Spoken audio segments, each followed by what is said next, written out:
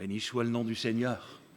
Nous sommes heureux ce matin d'être là pour lui apporter ce culte d'adoration, pour élever son nom, pour le louer, pour l'adorer et pour lui rendre toute la gloire, parce que toute la gloire revient à Dieu. C'est ce que je vous invite à chanter avec ce premier cantique. À Dieu soit la gloire pour son grand amour. À Dieu soit la gloire pour son grand amour, car de sa victoire s'est levé le jour. Jésus à ma place est mort sur la croix, et il donne sa grâce à celui qui croit. Gloire à Dieu, terre écoute sa voix. Gloire à Dieu, monde réjouis-toi. Oh, venez au Père, Jésus est vainqueur, que toute la terre chante en son honneur. La foi, l'espérance ont chassé la peur, une paix immense remplit notre cœur. Selon sa promesse,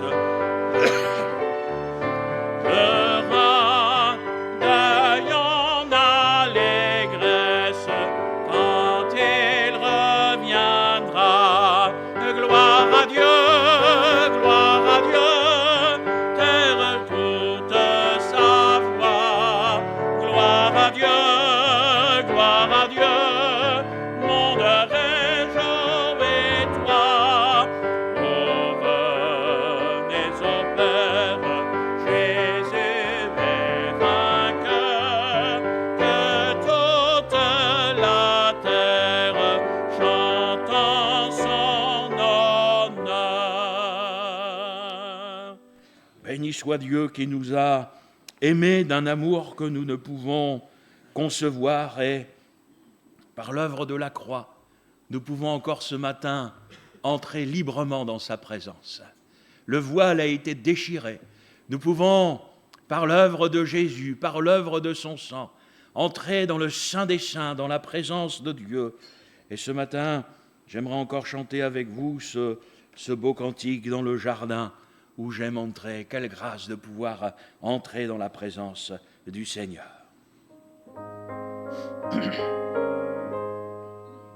Dans le jardin où j'aime entrer, à l'heure douce de l'aurore, je me rends seul pour rencontrer celui que mon âme adore. Il marche avec moi, mon sauveur, mon roi.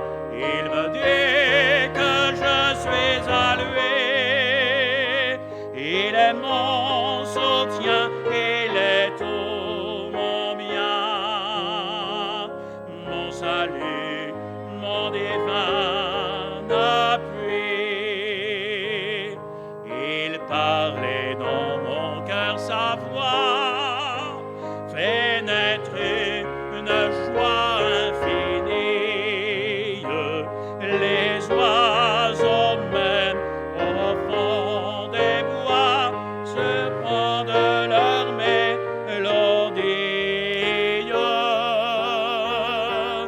Il marche avec moi, mon sauveur, mon roi.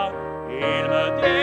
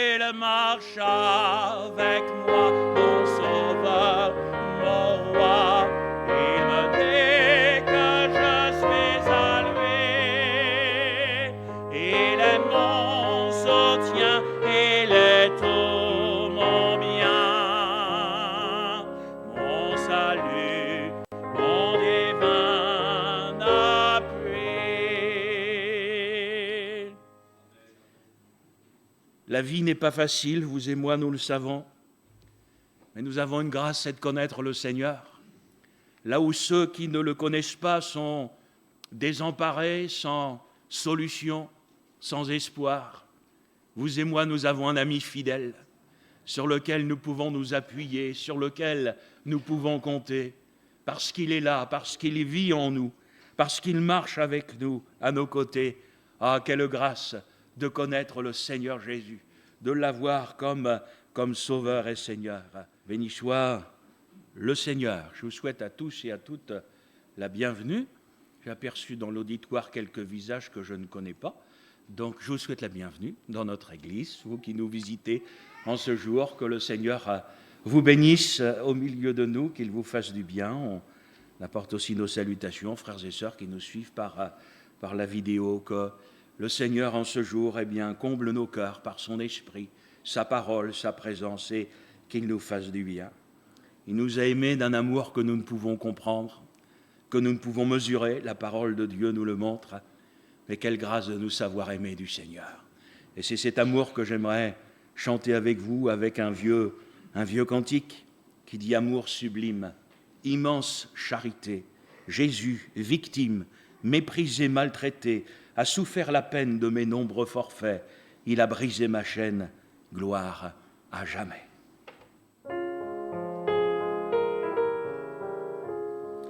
Amour sublime, immense charité, Jésus, victime, méprisé, maltraité, souffrit la peine de mes nombreux forfaits et brisa ma chaîne, oh, gloire à jamais. Seigneur,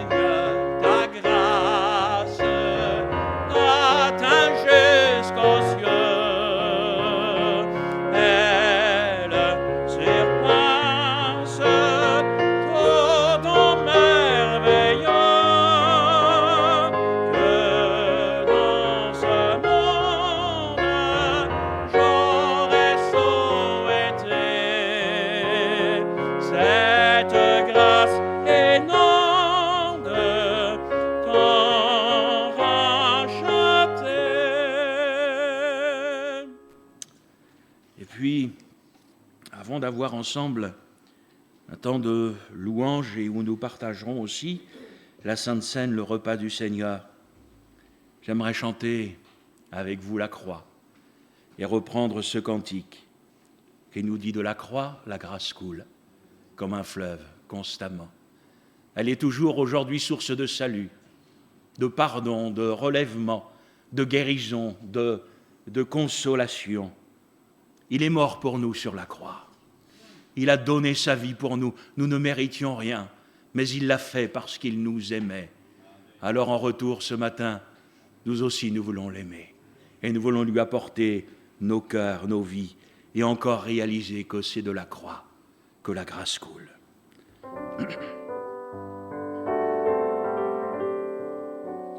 De la croix, la grâce coule comme un fleuve constamment.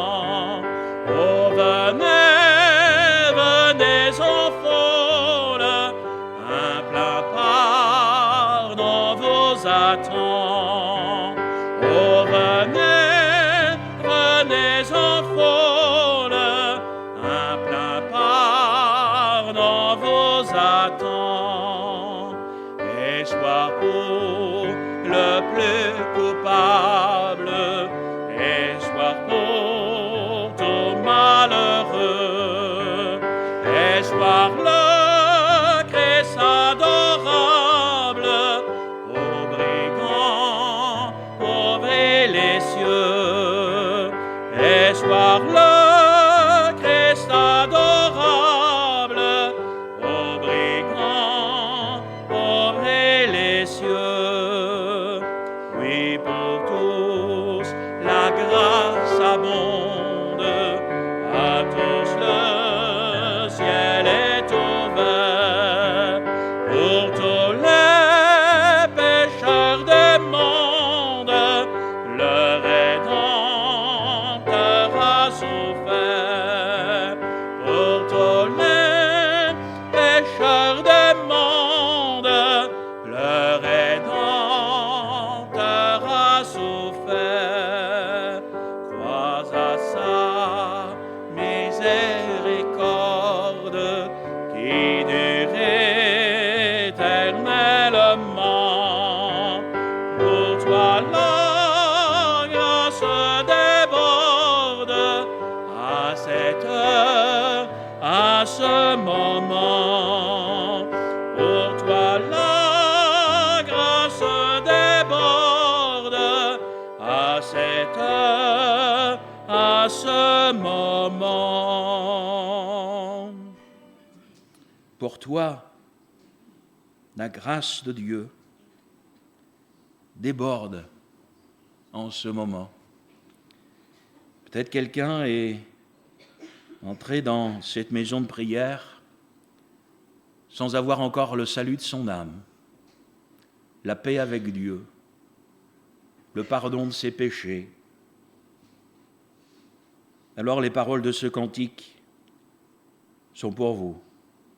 Pour toi, la grâce déborde à cette heure, à ce moment. Le culte n'est pas la réunion d'évangélisation. Qu'est-ce qui vous empêche de vous convertir ce matin?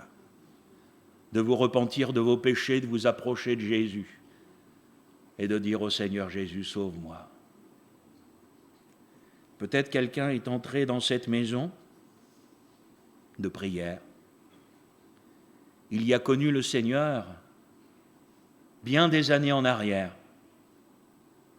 Puis peut-être est-il reparti, comme cela arrive parfois dans ce monde. Vous savez, il y a des merveilleuses paroles dans la Bible, comme la parabole de la brebis perdue, la parabole du fils prodigue. Ces paroles peuvent être pour quelqu'un ce matin, auquel le Seigneur dit, pour toi, la grâce déborde à cette heure, à ce moment. Il est toujours temps de revenir au Seigneur, toujours temps de revenir dans ses voies. Avec le Seigneur, la porte n'est jamais fermée, il n'est jamais trop tard. Et comme le dit la Bible, il parle tantôt d'une manière, tantôt d'une autre. parfois avec les paroles d'un cantique. Il peut aussi interpeller notre âme. Alors je souhaite de tout cœur qu'il le fasse pour quelqu'un ce matin et que cette grâce du Seigneur, tombe dans nos cœurs et dans nos âmes. Amen. J'ai sur le cœur ce matin une pensée particulière pour notre méditation que nous allons trouver dans 2 Samuel, chapitre 6, verset 20.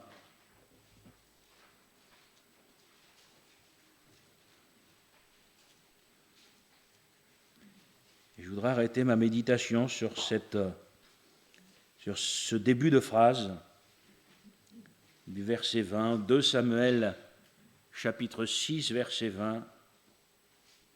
Il est dit ceci: David s'en retourna pour bénir sa maison. Amen.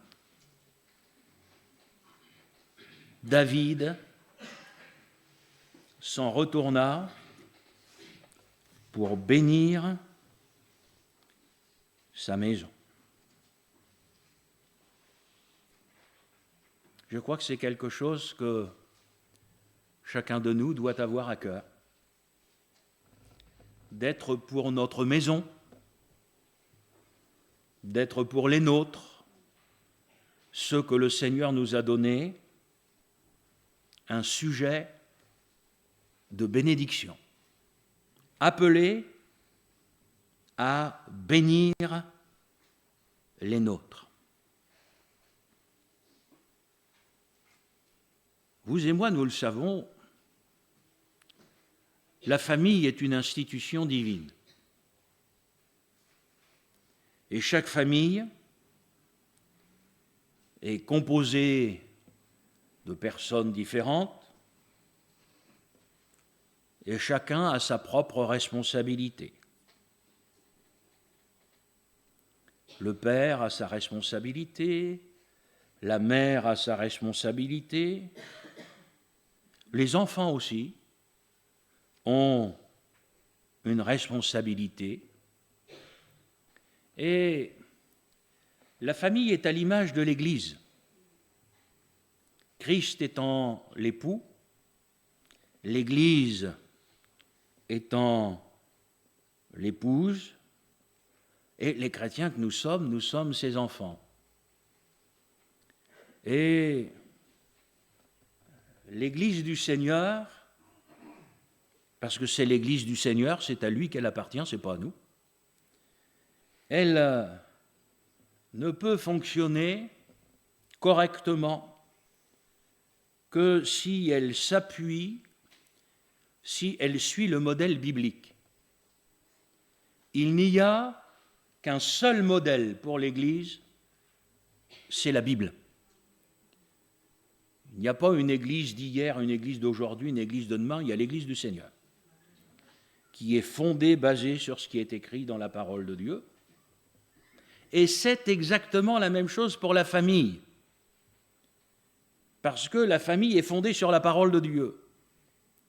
Et les principes qui régissent la famille sont les mêmes que ceux qui régissaient la famille hier, parce que le Seigneur ne change pas, parce que la parole de Dieu ne change pas, et parce que son enseignement ne change pas.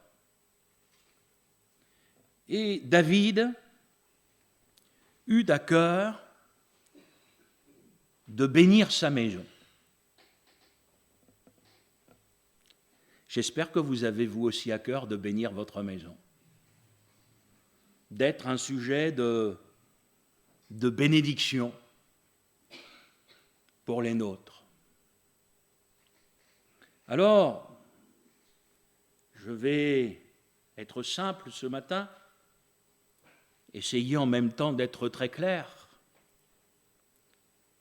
et nous rappeler, parce qu'on a sans cesse besoin de se rappeler ces choses-là, qu'il y a des choses que nous pouvons faire et des choses que nous ne pouvons pas faire. Par exemple, nous ne pouvons pas convaincre quelqu'un. nous ne pouvons convertir personne. Mais nous pouvons faire le nécessaire pour que quelqu'un soit convaincu ou que quelqu'un se convertisse. La conviction, elle viendra de la parole de Dieu. Ce ne sont pas mes convictions, c'est ce qui est écrit. Si je suis convaincu de quelque chose qui n'est pas écrit, vous pouvez mettre votre conviction au placard. La seule chose qui doit régir nos vies, c'est la parole de Dieu. Et dans l'époque qui est la nôtre, avec la diversité qui existe dans le monde évangélique qui est devenu tellement vaste, j'aimerais vous dire, la seule planche de salut pour les chrétiens, c'est la parole de Dieu. C'est ce qui est écrit, même pas ce qu'un homme, même pas un pasteur va dire. Soyons comme les Béréens, vérifions que ce qu'on nous prêche soit conforme à ce qui est écrit. Parce que vous et moi, nous savons qu'on peut même faire dire à la Bible ce qu'elle ne dit pas. Donc moi, je ne peux pas vous convaincre en tant que pasteur, mais je peux vous prêcher la parole de Dieu. Et pour ceux qui me connaissent, chez mes expressions, je dis toujours, si quelqu'un ne se laisse pas convaincre par ce qui est écrit, qu'est-ce qui va le convaincre? Vous croyez que c'est moi? Et à la base, il va y avoir cette foi dans le message biblique, cette foi dans la parole de Dieu, cette foi dans son inspiration complète, totale. Et c'est cette foi que nous pouvons transmettre par notre exemple, par notre témoignage à ceux que le Seigneur nous a confiés. Frères et sœurs, aimez l'Église et vos enfants aimeront l'Église. Aimez la parole de Dieu et les vôtres aimeront la parole de Dieu. Le Seigneur nous a placés au milieu des nôtres pour que nous les bénissions, mais nous ne pouvons les bénir que de la part du Seigneur. Et ni vous ni moi, nous ne pouvons donner aux autres ce que nous ne possédons pas nous-mêmes. Vous pourrez toujours parler de la foi, mais si vous n'avez pas vous-même la foi, c'est un discours que vous ferez et qui ne convaincra jamais personne. Mais la foi, lorsqu'elle est authentique, lorsqu'elle est véritable, lorsqu'elle se constate dans la vie d'un homme, d'une femme, d'un père, d'une mère, d'un grand-père, d'une grand-mère, eh bien ceux qui vont être autour vont avoir envie d'avoir la même foi. Or, vous et moi, nous le savons, parce que le Seigneur nous le rappelle, la foi vient de ce qu'on entend, et ce qu'on entend vient de la parole de Dieu. Donc, quand on va, par notre témoignage, notre manière de vivre, créer chez l'un ou chez l'autre le désir de connaître cette foi, cette vie de foi, eh bien, nous allons les emmener dans la parole de Dieu qui est la seule source de la foi. Et c'est le témoignage que les chrétiens doivent apporter. Il va y avoir tout ce qui doit provenir de l'éducation au niveau des enfants. Mais vous savez, frères et sœurs, il y a un moment où on va se rendre compte que notre éducation, elle a des limites. Et nous allons vite réaliser que nos enfants, si nous voulons qu'ils soient sauvés, nous allons aussi comprendre que nous ne pouvons pas les sauver. Il n'y a qu'un seul sauveur, c'est Jésus. Vous pourrez leur donner une religion, mais vous ne pourrez pas les sauver. Alors, ce qu'il nous faut faire, c'est les amener à celui qui nous a sauvés. le Seigneur Jésus. Et avec cette foi dans une parole qui a été prononcée en prison. Toi et les tiens, toi et ta famille, vous serez sauvés. Est-ce que vous le croyez? Est-ce que vous croyez que le Seigneur veut le salut des nôtres? Est-ce que vous croyez que cette famille que Dieu nous a donnée, il nous l'a donnée pour qu'elle soit perdue? Est-ce qu'un chrétien pourrait ce matin avoir ce genre de pensée? Mon frère, ma sœur, moi je ne peux pas concevoir que le Seigneur nous ait donné une famille pour qu'elle soit perdue. Moi je crois que ce que le Seigneur veut, c'est que les nôtres soient sauvés. Alors il faut que ce soit notre désir. Il faut que nous comprenions que nous ne pouvons pas les sauver, mais qu'il faut les amener au Sauveur. C'est par l'Évangile que nous sommes sauvés. C'est par la prédication de la croix, nous dit la parole de Dieu. Et j'affirme ce matin qu'il n'y a aucun autre moyen par lequel les hommes aujourd'hui peuvent être sauvés que par la prédication de la croix. C'est ce qui est écrit. Il est même écrit que pour les hommes, c'est une folie. Et nous le constatons aujourd'hui puisque ce message de la croix disparaît. Et moi j'affirme avec la Bible qu'aujourd'hui encore, on ne peut pas être sauvé sans la croix. On ne peut pas être sauvé sans ce message de la croix. Et c'est ce message dont nos maisons, dont nos foyers ont besoin pour qu'au sein de nos foyers, au sein de nos maisons, tous puissent être sauvés. Mais je veux insister lourdement, en comprenant bien, frères et sœurs, que ce n'est pas nous qui allons sauver nos enfants. Vous savez, avec les années d'expérience en tant que pasteur, moi j'ai rencontré des parents qui voulaient sauver leurs enfants et qui les ont perdus. Vous entendez ce que je dis? Ils les ont perdus. Parce qu'ils leur ont mis une telle pression. Tous les jours, c'était la prédication à la maison. Au bout d'un moment, les enfants, ils en ont eu assez, ils n'en pouvaient plus. Et à la place d'être attirés par ce message, ils l'ont rejeté. Je ne dis pas, bien sûr, qu'il ne faut pas témoigner, il faut être sage, frères et sœurs, afin de ne pas faire l'effet inverse de ce que nous voudrions. Et cette sagesse, cet équilibre, elle n'est pas dans la nature humaine. C'est pourquoi vous et moi, on a besoin du Seigneur. On a besoin de vivre près du Seigneur.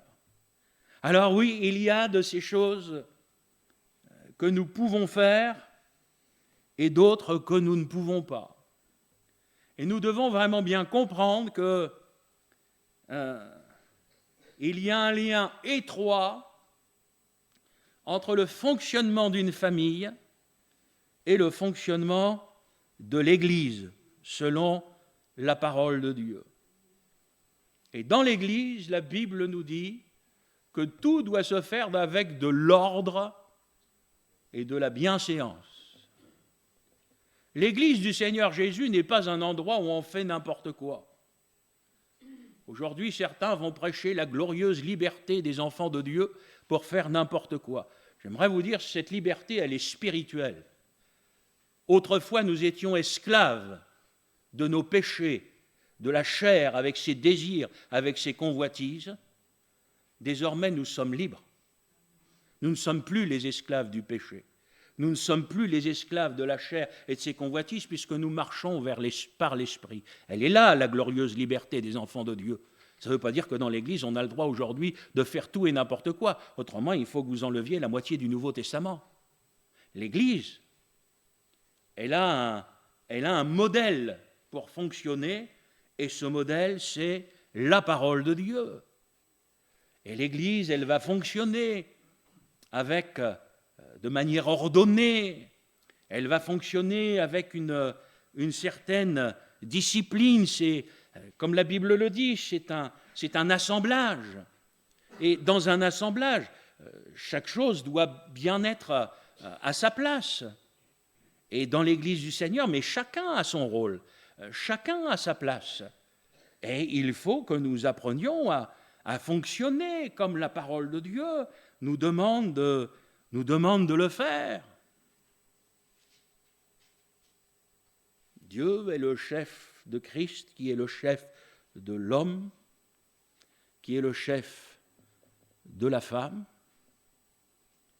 La Bible nous montre que les enfants doivent obéir. Désolé les jeunes qui êtes là si ça ne vous plaît pas trop qu'un pasteur raconte ça, mais moi je vous le dis parce que c'est écrit, enfants, obéissez à vos parents selon le Seigneur, car cela est juste. Voilà ce que la Bible, elle dit. Donc dans la maison d'un chrétien, ce ne sont pas les enfants qui commandent, ce sont les parents. Je vous remercie d'avoir tous dit un grand amen très encourageant pour le pasteur ce matin. Mais c'est comme ça que ça doit se passer. Nous vivons dans un monde aujourd'hui où l'enfant est devenu roi. Vous ne trouverez jamais ça dans la Bible. La Bible dit le contraire. Malheur au pays qui a pour roi un enfant. Alors ne soyez pas surpris aujourd'hui que les familles soient complètement déstructurées. Ne soyez pas surpris de tout ce qui se passe dans notre monde, parce que tout est à l'envers. La manière avec laquelle le Seigneur a voulu que ça fonctionne, le monde, lui, vous en doutez bien, fait tout le contraire.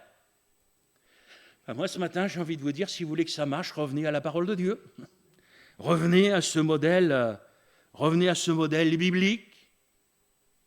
Et dans la maison d'un chrétien, eh bien, on ne fait pas n'importe quoi, comme on ne fait pas n'importe quoi à l'Église. Il y a des principes, il y a des règles, chacun a son rôle. Le père a son rôle, et il faut que dans les foyers chrétiens, il y ait un père, et qui assure son rôle de père. Je ne fais pas de jeu de mots, comme ça il sera un repère. Il faut que dans les foyers chrétiens, la mère assure son rôle de mère, et il est essentiel, il est important. L'un est lié à l'autre, mais chacun a un rôle différent, comme dans l'Église, où le Seigneur a donné un rôle différent aux frères et aux sœurs, et c'est comme ça que ça fonctionne bien. Alors c'est vrai que nous vivons une drôle d'époque, où toutes ces valeurs bibliques ont tendance à être balayées. Moi je vous dis que le salut des foyers chrétiens, c'est de revenir à ce qui est écrit, et c'est de vivre ce qui est écrit. Josué, vous relirez le dernier chapitre de son livre, a pu dire au peuple, « Moi et ma maison, nous servirons l'Éternel. » Pas seulement moi, mais aussi les miens. Josué avait ce désir que sa maison serve le Seigneur. Frères et sœurs, dans un foyer chrétien, il doit y avoir un enseignement spirituel qui doit être pas seulement donné, mais qui doit être vécu. Est-ce que chez vous, pour ceux qui en ont l'occasion, mais est-ce que vous parlez de la Bible? Est-ce que vous l'ouvrez? Est-ce que vous la lisez? Est-ce qu'elle est importante pour vous, la Bible? Est-ce que vous croyez que si elle est importante pour vous, elle va aussi être importante pour vos enfants? Pour vos petits-enfants, les grands-pères et les grands-mères au milieu de nous? Vous savez, le soir, pour prendre le téléphone ou pour prendre la tablette, ils n'auront pas de difficulté. Mais pour ouvrir la Bible, ce sera autre chose. Sauf que dans le téléphone et dans la tablette, ils vont trouver beaucoup plus de choses pour les perdre que pour les sauver. Alors que dans la parole de Dieu, ils ne trouveront rien pour les perdre, mais ils trouveront tout pour les sauver. Alors moi, j'ai fait mon choix. Donc, frères et sœurs, cette parole, elle doit être au centre de nos foyers comme elle est au centre de l'Église. C'est la parole de Dieu. Là, c'est souvent là que ça pêche. C'est que dans trop de foyers chrétiens, la parole de Dieu n'est plus au centre. Quand je dis au centre, ce n'est pas comme ici sur l'estrade, parce qu'on l'a enlevé de la table de Sainte-Seine le dimanche matin, on la voit bien. Avoir une belle Bible chez soi, c'est une chose. Mais vous savez, quand je dis le centre, c'est là. Hein. C'est aimer cette parole, c'est aimer son enseignement.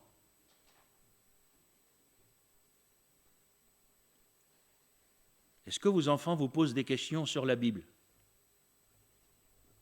Est-ce que vous êtes capable d'y répondre? Si vous n'êtes pas capable d'y répondre, c'est que vous ne la connaissez pas assez. Et si vous ne la connaissez pas assez, c'est que vous ne la lisez pas assez. Amen, pasteur. Hein? Comment réfuter les contradicteurs? Comme ça nous est demandé de le faire si vous ne connaissez pas la parole de Dieu. Avec tout ce qui circule aujourd'hui, non seulement dans les églises, mais sur Internet. Comment allez-vous reconnaître le vrai du faux si vous ne connaissez pas la parole de Dieu?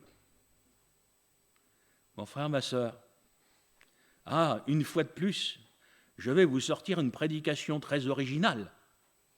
Un pasteur va vous dire qu'il faut que vous lisiez votre Bible.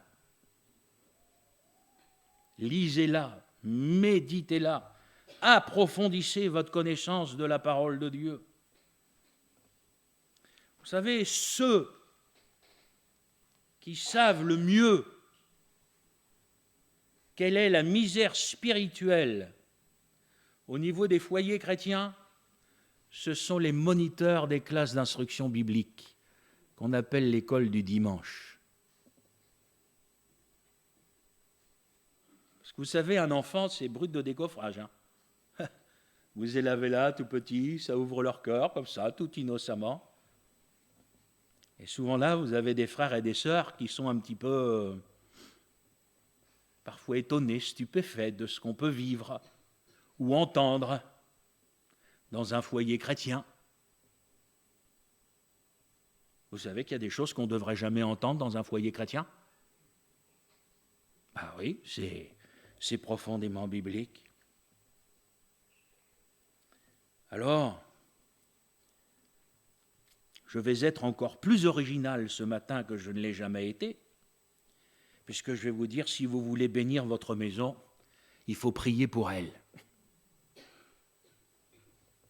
Parents, priez pour vos enfants.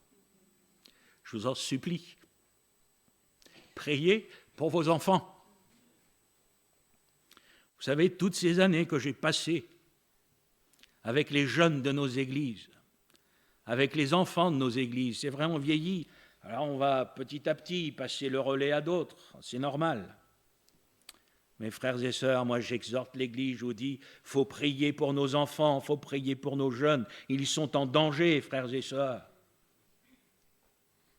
Nous, on est, excusez mon expression, on est largués, nous, aujourd'hui, avec ce qu'ils vivent à l'école, avec ce qu'ils vivent dans les collèges, avec ce qu'ils vivent dans les lycées, avec ce qui se raconte. On ne peut pas toujours réaliser, s'imaginer où le monde d'aujourd'hui en est arrivé. Alors certains ont cru qu'en mettant leurs enfants dans une bulle, ils allaient les sauver. alors ils leur ont tout interdit. Tout. Pas de téléphone portable, pas de télévision, interdiction de sortir, interdiction d'avoir des amis qui n'étaient pas chrétiens, etc., etc. Si vous voulez perdre vos enfants, faites ça. Dès qu'ils vont avoir ça de liberté, la première chose qu'ils vont vouloir faire, c'est tout ce que vous leur avez interdit. Alors ça, je l'ai trop vécu, je vous le garantis. Non. Un foyer chrétien, ça doit éduquer ses enfants. Et donc, nous devons leur montrer ce qui est bien, ce qui est mal, et il faut, écoutez-moi bien, leur expliquer les choses. Il ne faut pas seulement dire non ici, oui ici. Un enfant derrière un jeune va vous dire pourquoi. Et tout ce que vous acceptez ou tout ce que vous refusez doit avoir pour fondement la parole de Dieu. En leur disant, c'est écrit. Alors bien sûr, ce n'est pas écrit dans la parole de Dieu qu'un chrétien n'a pas le droit de fumer. C'est écrit, je ne me laisserai asservir par rien. Donc je ne tomberai dans aucune addiction. Le tabac, ça en fait partie. Voyez-vous, donc il faut expliquer les choses. Il faut les expliquer avec amour, avec patience et avec la parole de Dieu. Mais ça ne suffit pas. Il faut prier. Il faut que l'Église prie. Il faut que les parents prient. Il faut que les grands-parents prient. Nos enfants, frères et sœurs, doivent être dans nos prières une priorité. Qui parmi nous pourrait concevoir de partir au ciel pour l'éternité et que nos enfants ne nous suivent pas? Pour moi, c'est inconcevable. Inconcevable. La joie que les chrétiens ont, leur espérance, c'est que ceux qui sont partis avant nous, nous allons les retrouver dans la gloire. Et puis, bien, la logique veut que nous partions avant nos enfants. Mais notre espérance, c'est que, sauf si le Seigneur nous emmène tous avant, mais c'est qu'on se retrouve tous ensemble dans le ciel. Mon frère, ma soeur, faut prier. Pas seulement pour les nôtres, pour les enfants de l'Église. Parce que pour moi, spirituellement parlant, les enfants de mon frère et de ma sœur, ce sont mes enfants. Hein. Vous savez, quand l'apôtre écrivait à l'Église, il écrivait « mes petits-enfants ». Il y avait un amour pour l'Église, un amour pour les âmes.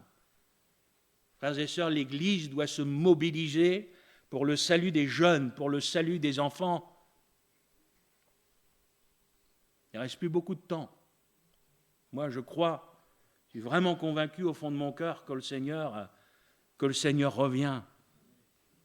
Et il faut vraiment que le Seigneur nous donne cette grâce. Mais mon frère, ma sœur, écoutez-moi bien, il n'y aura pas de salut, il n'y aura pas de succès dans le domaine du salut s'il n'y a pas la prière. Alors que le Seigneur nous donne cette grâce et qu'il nous donne d'enseigner nos enfants dans les voies de Dieu. Et peut-être plus le faire par l'exemple que nous allons leur donner que par les paroles que nous allons prononcer. Parce que si jamais vous leur énoncez des grands principes bibliques, mais que vous ne les vivez pas vous-même,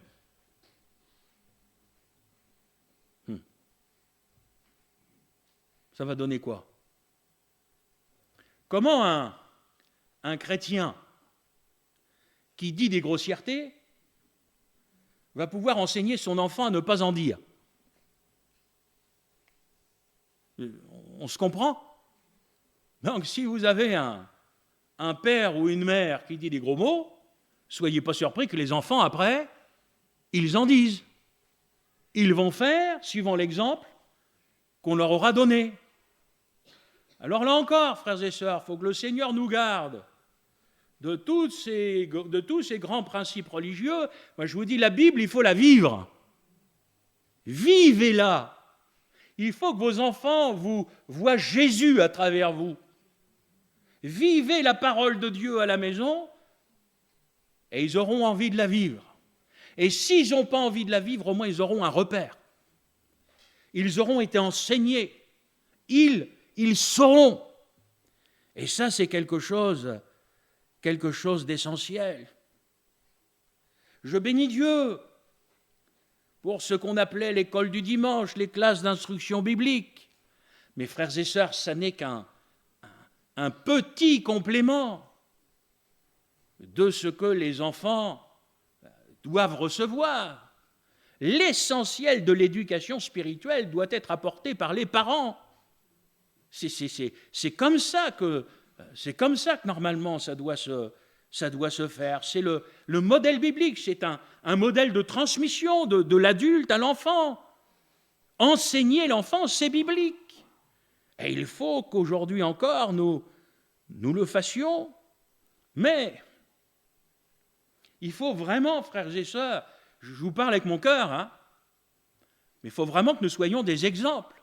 Quand vous avez l'apôtre Paul qui parle à Timothée, qui est un jeune serviteur de Dieu, il va lui dire, mais sois un modèle. Et moi, je voudrais m'adresser aux pères ce matin en disant, mais mes frères, il faut que vous soyez des modèles à la maison. Mes sœurs, il faut que vous soyez des modèles à la maison. Et un modèle fondé sur la parole de Dieu. Et c'est en étant à l'image du Seigneur Jésus, en étant ce modèle, eh bien que les enfants qui ont toujours tendance à imiter leurs parents, eh bien en fin de compte, ils seront conduits dans la parole de Dieu. Alors peut-être que ça doit commencer par une prière de repentance. Peut-être qu'il y a des parents chrétiens, peut-être qu'il y a un père chrétien ou une mère chrétienne qui, avant de commencer à essayer de mettre ce message en pratique, devrait commencer par se repentir en disant « mais je n'ai pas été ce modèle que j'aurais dû être ». Ou peut-être dire « je ne suis pas ce modèle que je dois être ». Commence par là. Avant de t'occuper des autres, il faut d'abord que tu commences par toi. Tu ne peux pas donner aux autres ce que tu ne vis pas ou ce que tu n'as pas reçu. Mais la parole de Dieu, ça doit être quelque chose de pratique. J'entendais dernièrement que dans une certaine église, le pasteur disait des grossièretés dans son message. Moi, je regarde les chrétiens qui vont dans cette église, je leur dis, qu'est-ce que vous faites encore? Allez là-dedans. Mais qu'est-ce que vous faites là? Fuyez! Fuyez, je vous en prie. Si un serviteur de Dieu, qui doit être un modèle pour l'église, commence dans ses prédications à utiliser un langage grossier, vous avez besoin de quoi? C'est de l'abondance du cœur que la bouche parle, disait le Seigneur Jésus. N'est-ce pas? Donc il faut, il y a des endroits, il y a des choses, il faut fuir, frères et sœurs.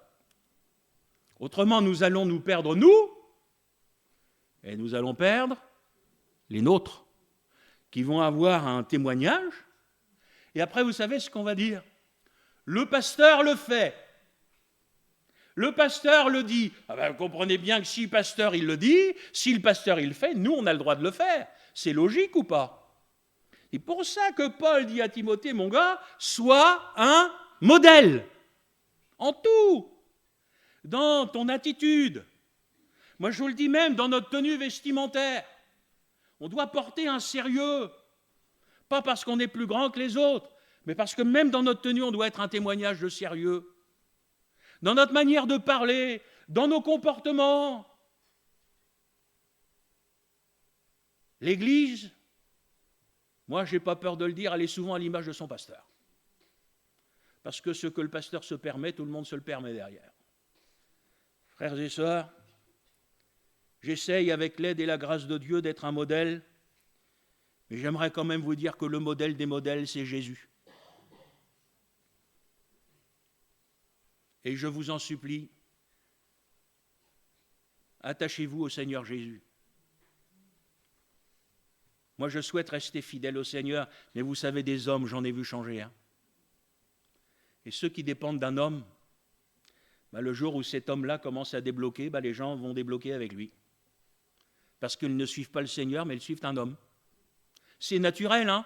Moi, je ne juge pas les gens qui sont comme ça. Vous savez, quand vous vivez dans le cadre d'une église pendant des années, etc. Et, frères et sœurs, notre modèle par-dessus tout, c'est le Seigneur, c'est la parole de Dieu. Alors, je prie pour moi, je prie pour vous, je prie pour toi, mon frère, je prie pour toi, ma sœur, pour que le Seigneur t'aide. Parce qu'on a besoin de l'aide de Dieu. On a besoin de la grâce de Dieu. Frères et sœurs, ça vous arrive de rentrer le soir fatigué après une journée de boulot? Oui ou non? Oui. Vous avez remarqué que quand on est fatigué, on aurait tendance à laisser couler. Des choses que normalement, les enfants ou quoi vont venir, on va dire non, voilà, c'est comme ci, c'est comme ça, non. Alors ils râlent, mais c'est normal. Comme les parents râlent, les enfants râlent, n'est-ce pas? Donc, bon. Mais quand on est fatigué et tout, on aurait tendance à un petit peu dire bon. Hein.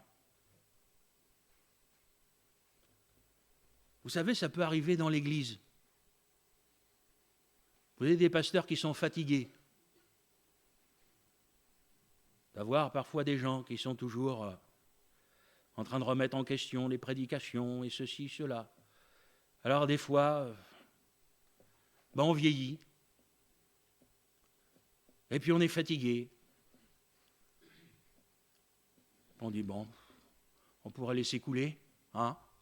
Dire bon, pour une fois. Vous savez, quand on laisse ça, c'est un engrenage. Après, vous allez avoir un autre chrétien, notre chrétienne dans l'église, qui va dire, vous avez dit oui au frère, là. Vous avez dit oui à la sœur, donc à moi, vous ne pouvez pas dire non. Après, c'est fini, et carottes sont cuites. Frères et sœurs, il faut rester fidèle à la parole. Et ce n'est pas facile. Hein, c'est pas facile, mais cette parole, on doit la vivre. Oui, elle doit être prêchée. Et cette parole, elle doit être vécue. Vous voulez que vos enfants aiment l'Église? Aimez l'Église. Vous aimeriez qu'ils soient fidèles aux réunions? Soyez fidèles aux réunions. Il faut leur montrer l'exemple, frères et sœurs. Si vous voulez qu'ils suivent, il faut leur montrer l'exemple. C'est le meilleur des témoignages que nous puissions leur apporter. Alors, je vais terminer en m'adressant aux parents. Vous savez, dans les textes fondateurs du mariage chrétien, il est dit, ils deviendront une seule chair. Deviendront un.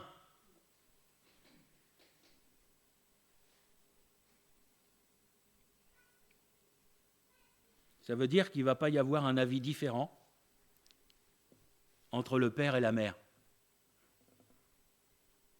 On est un dans le Seigneur.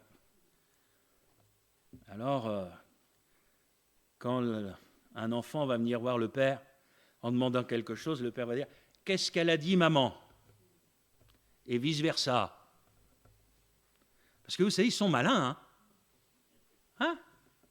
J'en ai quand même eu 4 aussi, donc on a un petit peu d'expérience. Puis je vous dis, vous savez, toute cette expérience pendant toutes ces années avec les jeunes, les camps, les colonies, voilà, etc. Pendant un temps, c'est même les camps scouts, n'est-ce pas, Rémi, hein? Donc, on sait comment ça marche.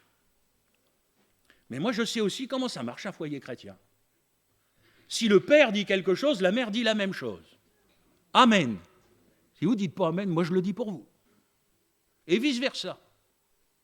Ce qui fait que les enfants, ils savent comment ça marche. Ils savent que ce n'est pas la peine d'essayer de négocier.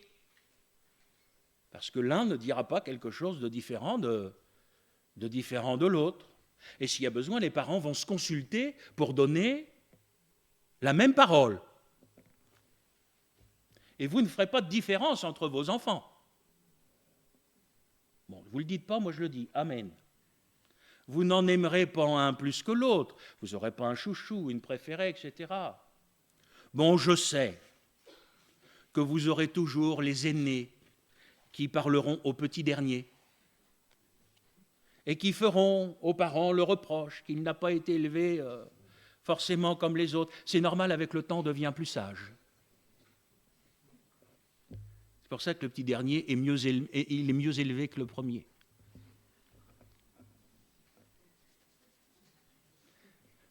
Là, je réponds, et des petites batailles des fois à la maison, vous savez. Ah, nous, on n'avait pas le droit de ceci, pas le droit de cela, et puis, oh là là. Et puis, à l'église, la famille, un bel assemblage, des pierres vivantes. Chacun est à sa place, là où le Seigneur l'a placé. Enlever une pierre, l'édifice s'écroule. Donc, tout le monde est important. On n'est pas en train de chercher des plaques. On est dans l'église du Seigneur, frères et sœurs. Tellement heureux d'en faire partie. On était perdus, on est sauvés. Vous voulez quoi de plus? On s'en va vers le ciel. Béni soit Dieu. Je suis une pierre vivante aujourd'hui. Je fais partie de l'édifice. Seigneur, tu m'as mis sur ce mur-là, c'est bien. Si ça avait été sur l'autre, c'était pareil. C'est pas important le rôle, la place qu'on a dans l'église. Ce qui est important, c'est d'en faire partie. Et dans la famille, c'est pareil, c'est chacun dans son rôle, c'est chacun à sa place. Et là, par la grâce de Dieu, parce que moi je vous dis, c'est une grâce de Dieu, là, l'église fonctionne bien, la famille fonctionne bien, le couple fonctionne bien. Pourquoi? Parce qu'il est plus calé que les autres, parce qu'il a lu tel livre, parce qu'il a été conseillé? Non, parce qu'il a chez lui ça, la parole de Dieu. Parce que c'est ce livre-là qui régit sa vie. Alors même si ce monde dans lequel nous vivons veut détruire toute cette manière de vivre, moi, personne ne m'empêchera de reprendre la parole de Josué et dire, mais moi et ma maison, aujourd'hui encore, nous servirons l'Éternel. Aujourd'hui encore, mon foyer, ma famille, l'Église continuera de fonctionner suivant le modèle biblique. Ah, c'est un vieux livre. C'est vrai qu'il n'est pas très à la mode. Il n'est pas très contemporain. C'est vrai que la porte est étroite, que le chemin est resserré. Pas toujours facile, hein, parfois exigeant. Mais moi, je sais où il mène, ce chemin-là. Il va nous amener jusque dans le ciel, frères et sœurs. Et moi, ce que je veux, c'est qu'il y en ait qui me suivent. Et vous, est-ce que vous le voulez aussi? Que le Seigneur vous bénisse en priant ensemble.